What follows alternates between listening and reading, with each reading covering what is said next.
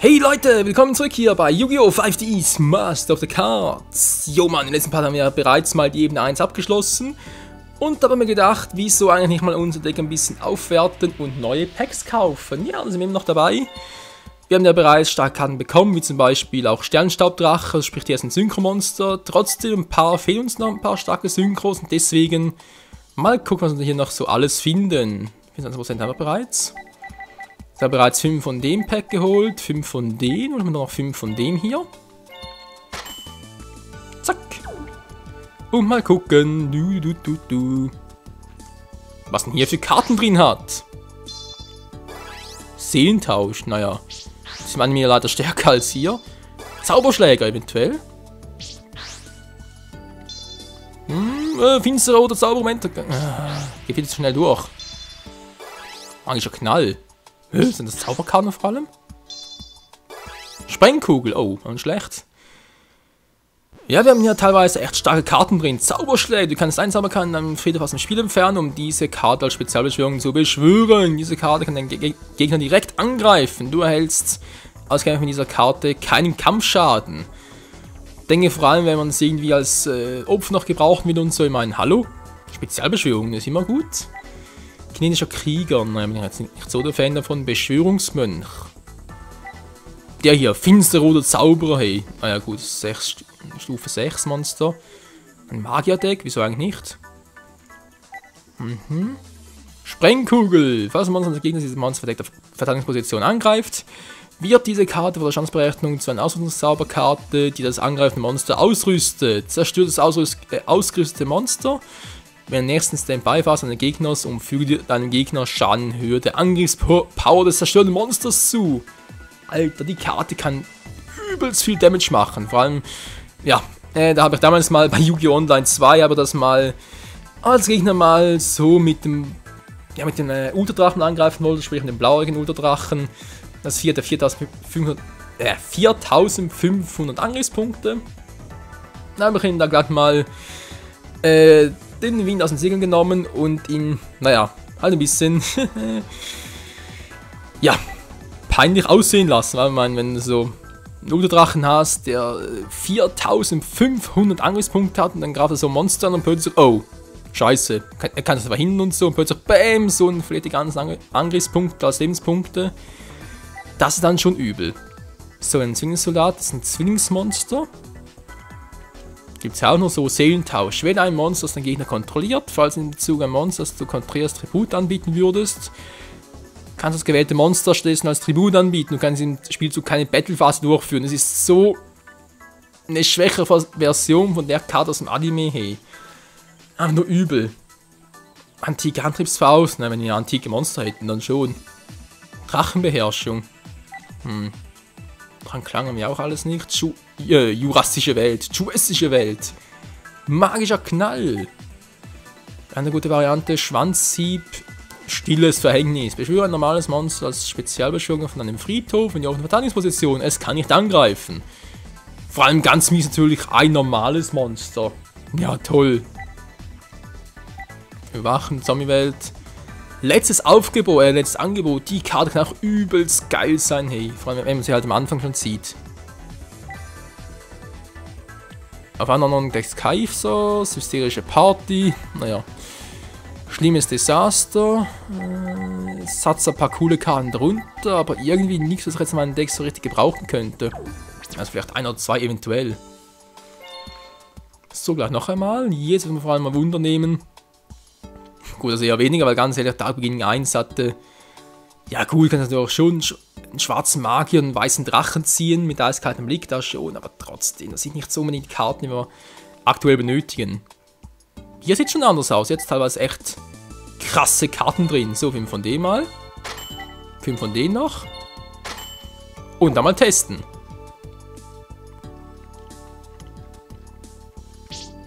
Dark Revelation 1, was kriegen wir?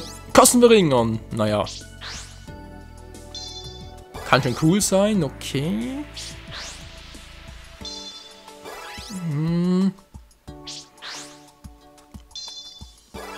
Breaker, Alter, der Stream, geil. XY Kanonenrache, auch nicht schlecht. Ja, nichts Besonderes.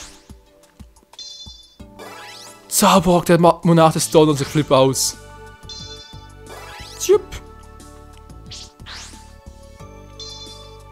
So, yep, war dann schlecht. Auch alles gar nicht mal so übel, was kriegen wir danach? Großes Brennen, okay. Alter Schwede, was für Karten, was?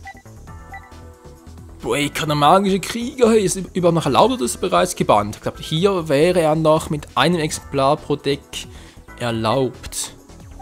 Mit einer krasse Karte. Das ist eigentlich ein Krieger, das ist ein Hexer, oder? Schade. Finsterer Geoid, ein Finsternisdeck, eventuell Zaborg nach des Donnersee. Zerstöre ein Monster aus dem Spielfeld. Das Problem ist nur, mal angenommen, ihr ruft Zaborg und der Gegner hat kein Monster. Tja, da müssen leider eins von euren opfern. Weil es steht ausführlich, zerstöre ein Monster auf dem Spielfeld. Das muss leider so sein, aber ich habe mich schon mal übelst in die Scheiße geritten, als ich den gerufen habe. Und der Gegner kein Monster mehr hatte. Das war übel. Okay, aber nur als Normalbeschwörung, oder? Ja, Tribut, genau. Gut, also Kämpferin, Tigerdame. Sonst gerade nichts Besonderes aussieht. Nö, nicht zu gebrauchen. Zumindest mal in meinem Deck gerade nicht. Kleine Flügelwache, du kannst einmal in der Endphase die Position dieser Karte ändern. Das kann allerdings schon mal ganz cool sein, wobei... nee. Haben wir sonst schon so krasse Karten im Deck. Legendärer Jujitsu-Meister. Matazar, der Zapper. Was sonst noch alles? XY Knondrache. Elmer Schmetterlingsdolch. Kosten verringern. Wie auf eine Karte ab, reduziert die Stufe aller Monsterkarten in einer Hand bis zur Endphase des Spielzugs um 2. Ja... Ich sag's mal so, die Karte wäre zwar krass, aber da müsste man in Kombination mit letztes Angebot spielen. Sprich, wir müssen in der Lage sein, mehrere Monster in der Hand zu rufen. Dann wird es die Karte echt lohnen, aber sonst... Hallo, du musst eine Karte abwerfen und kannst dann vielleicht Monster 6 Sterne halt direkt rufen. Oder 5 Sterne halt. 8 Sterne müssen halt trotzdem noch ein Opfer bringen. Ja, ist so eine Frage. Spezialübersturm, wir fahren eine Karte in der Hand ab, zerstören Monster im Spielfeld, die als Spezialbeschwörung beschworen wurden. Das ist auch übel, hey. Das kann unter Umständen cool sein, aber ja, in der Regel ist es eher nicht so toll. Ein Absturz. Ja, dann ein Absturz. Eventuell, wenn du halt so ein Deck hast, was speziell auf Lebenspunkte vernichten geht, dann schon, aber sonst auch eher weniger. Gedankengang. Die ist krass. Dein Gegner nennt eine Monsterstufe. Du nimmst dann Karten von deinem Deck, bis du eine Monsterkarte gefunden hast. Wenn diese Monster die gleiche Stufe wie dein Gegner genannt hat, lege alle aufgenommenen Karten auf den Friedhof. Wenn nicht, beschwöre dieses Monster als Spezialbeschwörung und lege alle anderen aufgenommenen Karten auf den Friedhof. Kann einem unter Umständen auch mal den Arsch retten. Hinabstürzen, Kishido-Geist. Naja, auch weniger toll hier. Naja. Ja, für dann immer so Karten wie Chaosdrach oder der schwarze Magel des Chaos und so. Von dem her 11%, 12%, wisst ihr was? Nehmen wir das wieder. Hier. Duelist Genesis nochmal 5. Und hier nochmal 5. Und zum Abschluss nochmal hier 5. Geht gar nicht. Scheiße. Egal, nehmen wir nochmal. Einmal. Zweimal. Dreimal. So, jetzt reicht's aber. Komm schon, gib mir gute Karten. Ich brauche gute Karten. Synchro-Ablenker. Naja, unter Umständen. Großteil-Golem. Naja, komm schon. Besseres Empfängermonster. Magischer Android. Ein Synchromonster, nicht schlecht. Hallo. Gute Karte, wo seid ihr? Finster Resonator, den wollte ich auch. Geil. Seelentausch schon wieder. Was krieg ich hier wieder? Letztes Aufgebot schon wieder. Letztes Angebot, Alter, die gleichen Karten. Felgranddrache, okay. Waboku, ein gelber Apparat. Oh, die Apparate sind hier drin. Kann auch ganz gut gebrauchen. Die Apparatmonster, ja. Sakurai Zurüstung, endlich mal. Feinkontrolle, Hammerschuss, geil. Vor allem Hammerschuss kann unter Umständen eine ganz, ganz geile Karte sein. So, Felgranddrache. Kann ja in der Spezialbeschwörung beschworen werden aus dem Friedhof und nur weil das Spiel heute hingelegt wurde. Wenn ein Monster in einem Friedhof, diese Karte erhält Angriffspunkte in Höhe der Stufe des Monsters mal 200. Naja. So, findet man ein Monster. Finsterresonator, geil. Stufe 3 Monster. Was ich einmal pro Zug davor verhindern kann, dass es zerstört wird. Auch ein Empfängermonster sogar noch. Ganz cool. Gelber Parat. Okay, der Paratmonster ist sowieso ganz geil. Aber man muss halt leider alle Teile dafür haben. Sprich, er braucht einen roten Apparat noch, einen grünen Apparat noch. Denn ein Apparat alleine reicht dafür leider nicht aus. Kommandant, Krebons. Oh, habe gar nicht gesehen. Krebons. Kannst 800 Lebenspunkte bezahlen, um den Angriff zu annullieren. Das sind 2 Stufen. Für Empfänger kann auch ganz cool sein. Aber wäre eher besser in einem Finsternis-Deck. Schwierig, Leute. Langsam immer schwieriger. Psyschnecke, Schnellraser. Feinkontrolle kann ich glaube sowieso nur einmal spielen im Deck. Kampfgeist, Seelentausch schon wieder. Wo ist der Hammerschuss? Canyon Hammerschuss zerstört das eine Monster. Meine Grammatik hier. Zerstöre das eine Monster in offener Angriffsposition, das die höchsten Angriffspunkte hat. Bei Gleichstand darfst du 1 wählen. Naja, nicht schlecht. Magische Steinausgrabung, 2 Karten ab, um einen Zauberkarten am Friedhof zu wählen und füge seine Hand hinzu. Das ist auch eine Karte, die damals Mark noch im, also sprich Marek aus Yu-Gi-Oh! Im Battle City Turnier eingesetzt hat, um Monster-Animation auf die Hand zu kriegen, um damit wieder den geflügelten Drachen des Ra zu rufen. Magische Zitadelle von Endymion, ein Zauberdeck unverzichtbar, so rum. Genau, also die Karte braucht ihr unbedingt. Nebelkörper, Notfallteleport, Schrottregen, Verbot, Abfangen, letztes Angebot, schon wieder steigen. Was ist schon der Synchroblenker? Aktiviere diese Karte nur, wenn ein offenes Synchromonster, das du kontrollierst, als Ziel eines Angriffs gewählt wird. Annulliere den Angriff und zerstöre ein Monster, das dein Gegner kontrolliert. Ja, das Problem ist eben, du brauchst ein Synchromonster. Hast du immer eins auf dem Feld? Naja, vielleicht nicht, vielleicht schon. Deswegen ein bisschen tricky, die Karte. Der Armschild, Drache per Fernentzündung, Sakura-Zurüstung, yes! Schon gut. Haben wir bereits Stadttornado. Abuko, nicht schlecht. Brechender Ritter Parsha, magischer Android. Während einer Endphase erhältst du 600 Lebenspunkte für jedes offene Monster vom Typ C, das du kontrollierst, also inklusive der Karte hier. Jo. Gar nicht mal so übel, was? So Leute, Speicherdaten, ja, sehr schön. Oh, Menschenskind, hey. Dann mal gucken, jetzt bin ich hier, PDA. Nicht Datenbank, Deck bearbeiten. So, wir haben ja theoretisch sehr viele Karten, die wir bereits wählen könnten. Ich werde es aber so machen, Leute, dass ich damit noch ein bisschen warte, weil ganz ehrlich, ich muss mir da erstmal eine Strategie ausarbeiten, welche Karte ich da wirklich ins Deck nehmen will, etc. etc. Und werde deswegen die meisten Karten, oder sprich sogar alle Karten, erst dann mit euch zusammen dann im nächsten, übernächsten Part dann ins Deck nehmen. Kann ich hier irgendwie noch Kategorie scrollen? Was? Kategorie scrollen, Kartendetails. Hey, mach doch. Nee. Tab ändern? Nö. Exodeck. Stimmt schon. Menü. Suchmenü, das wäre etwas. Sortieren. Und zwar ein bisschen nach Angriffspunkte. In normaler Reihenfolge. Gut. Sternstabdache ganz oben oder fast oben.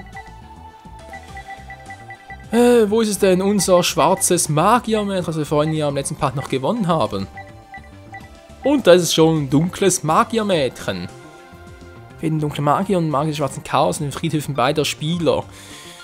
Dazu muss ich sagen, ich hätte großen Bock dazu, mir ein Magierdeck zu erstellen. Aber dazu braucht mir echt noch ein paar mehr Karten, vor allem noch ein schwarzen Magier, die ganzen Support-Karten, weil sonst wird das ziemlich übel. So, deswegen lass das mal, so wie es gerade ist. Also, was ist noch hier im Deck für Karten?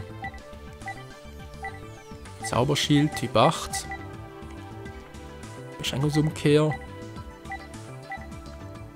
Magische Abflusen, wisst ihr was? Ich werfe mal die schon mal ab. Und Zauberschild lassen wir noch. Was habe ich jetzt sonst noch so? Ja, egal. Gehen wir in die Truhe zurück und werde jetzt hier mal noch ein paar Fallenkarten suchen.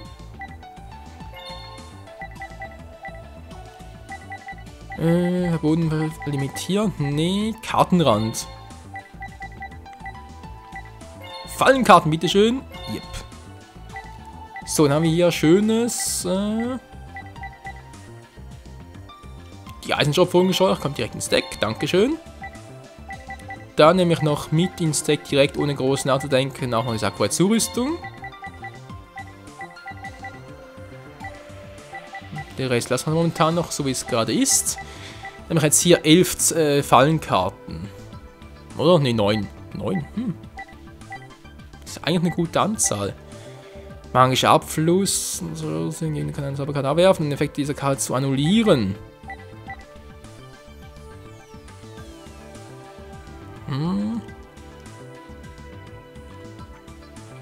Zauberschild Typ 8. Das sind eigentlich noch ganz coole Karten, Verstärkungen. Ja gut, dann nehmen wir Verstärkung weg. Zack. Dann hat man hier noch noch ein paar coole Zauberkarten gesehen. Wo waren die jetzt? Suchmenü, Filter. Such mal nach Zauberkarten. Zack. Nun denn, was haben wir jetzt hier Schönes? Wir haben momentan hier noch gar nichts, was wir gerade aktuell mitnehmen könnten. Elmer Schmetterlingstor verboten. Kacke. Den nehme ich mit. Kartenzerstörung sowieso, das kann auch ganz cool sein, eine Karte. Vor allem gerade unter diesen Umständen. Riesentornade. Tja, und was sonst noch so auf die Schnelle? Ich denke momentan mal gar nichts, wa? Dürfte schon relativ... Ja, okay, momentan. Also dann, ich habe Monster insgesamt 22. Das sind ja fast ein bisschen zu viel, oder?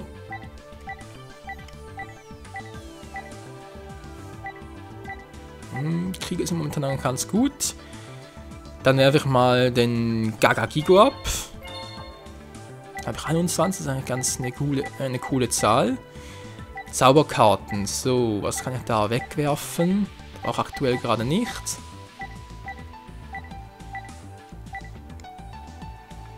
Phalangspitze. Erhält eine Langsam, kann dann bei den Friedhöfen denselben Namen wie das Monster hat. Weg damit. Was macht das noch hier? Nachladen. Das Ganze gegen ein Monster mit Gleichangriffskraft zerstört, was ja eher sehr selten vorkommt. Also kommt die auch weg.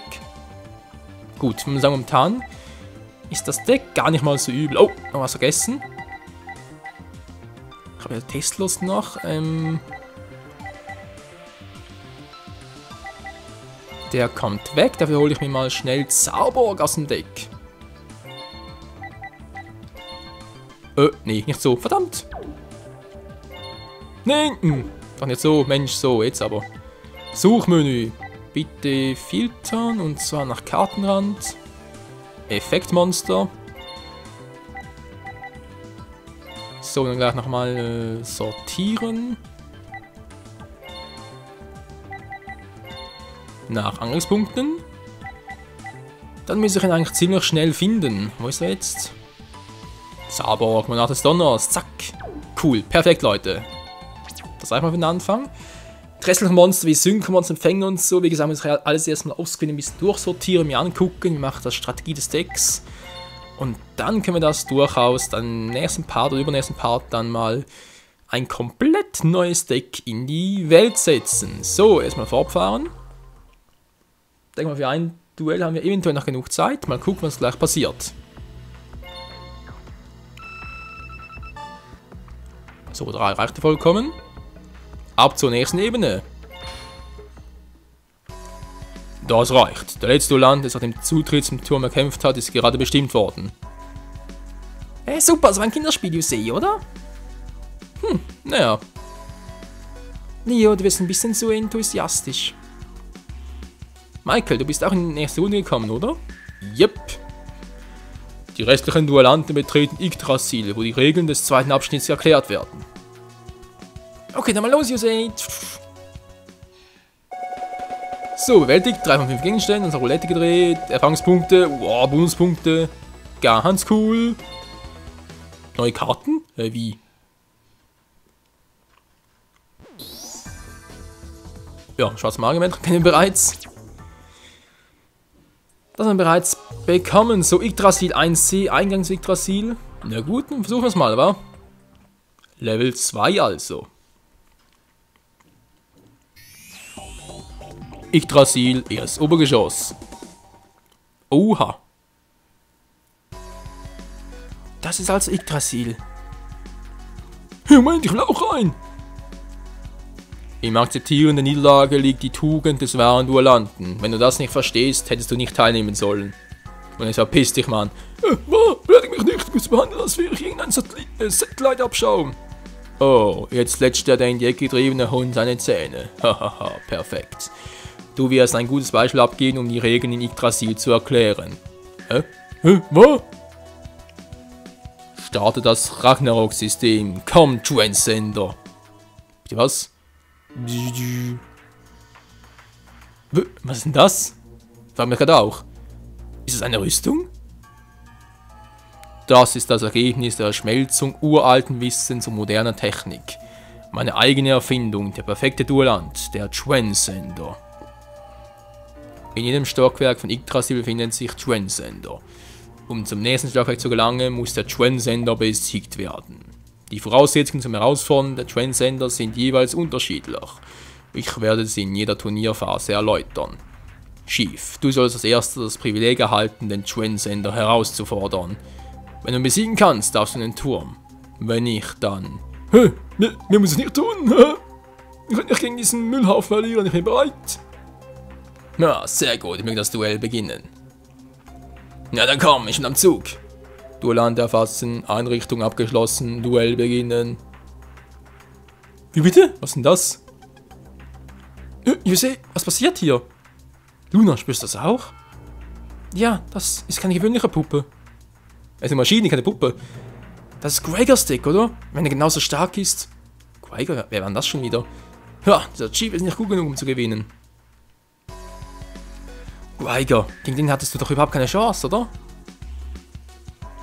Man sollte das nicht sagen. Ich kann halt einfach keinen guten Treffer landen. Ach so, Gregor, jetzt erinnere ich mich wieder, genau. Ja, das läuft das Gleiche hinaus. Naja, jetzt kann ich ihn besiegen. Kein Problem. Naja, ja klar. Still, es ist vorbei. So, und jetzt?